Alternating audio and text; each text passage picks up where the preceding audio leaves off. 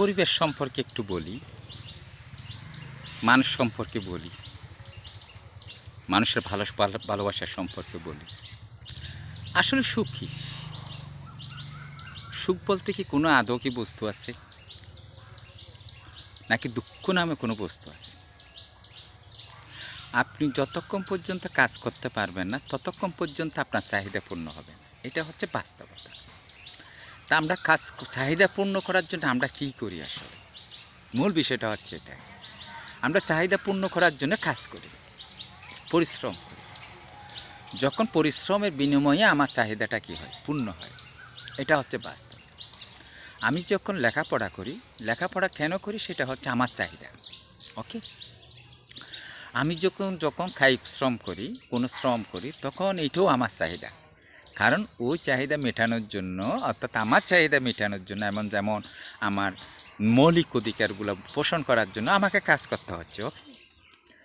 তার অর্থ হচ্ছে প্রতিটা চাহিদা মানুষের থাকে এবং চাহিদা পূরণ করার জন্য প্রতিটা মানুষ তার পরিশ্রম করে। এটা হচ্ছে বাস্তব। এখন পরিশ্রমের মাধ্যমে আমরা অনেক ধরনের নির্ণয় করতে পারি। এটা হচ্ছে বাস্তব। একটা হচ্ছে মেধাশ্রম বলি আমরা, পরিশ্রম, এটাও শ্রম। একটা হচ্ছে কায়িক শ্রম, এটাও শ্রম। তার অর্থ হচ্ছে আপনাকে কোনো না কোনো কাজ করে সেটা খেতে হবে, আপনার চাহিদা মেটাতে হবে।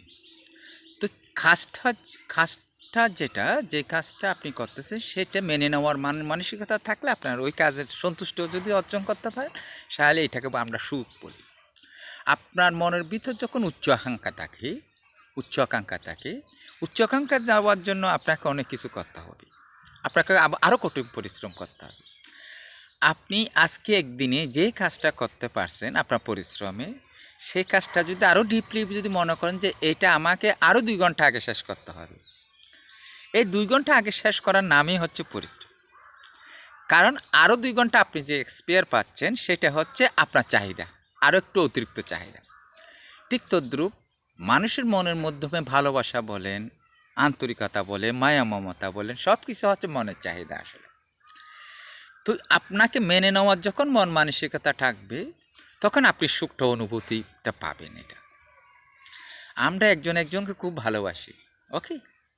তো ভালোবাসার মধ্যে যখন অবিশ্বাসটা ঢুকে যায়, ভালোবাসার মধ্যে বিশ্বাস নিয়ে হচ্ছে ভালোবাসা সৃষ্টি হয়, আবার অবিশ্বাস নিয়ে ভালোবাসা নষ্ট হয়।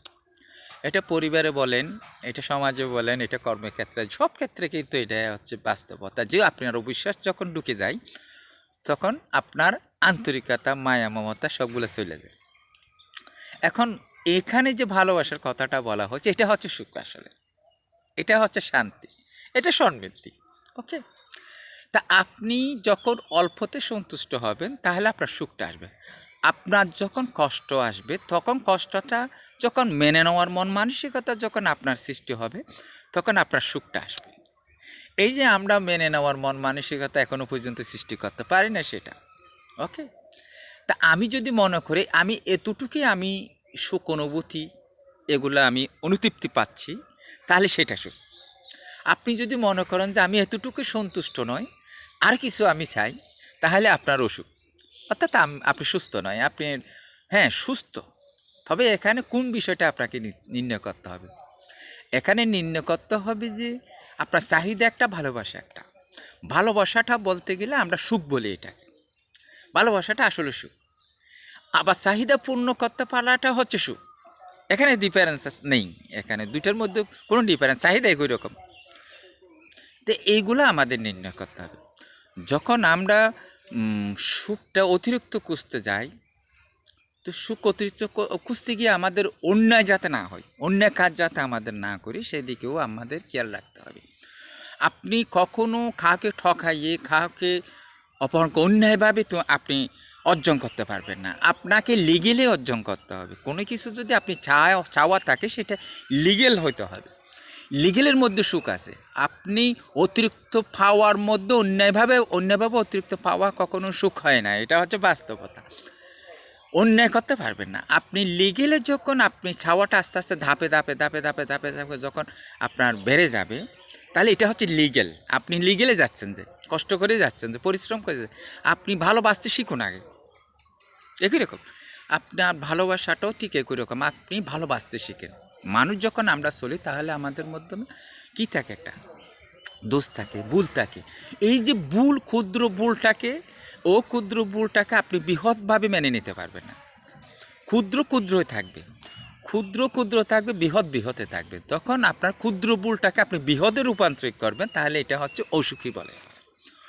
এটা অসুখী নির্ণয় করা হয়। আমি সুখী নই এরকম হলে না, আপনার ক্ষুদ্রকে ক্ষুদ্র ভাবতে হবে এবং সেটা মেনে নেওয়ার মন মানসিকতা থাকবে। আপনার বৃহত্তম দুঃখ, ভুল বুঝাবুঝি, এটা বৃহত্তমভাবে ভাববেন না, এটা ন্যাচারালি আপনাকে মনে করতে হবে যে সে মানসিকতা আপনাকে সৃষ্টি করতে হবে। দেখবেন যে আপনি সুখটা অনিবার্য পেয়ে যাবেন।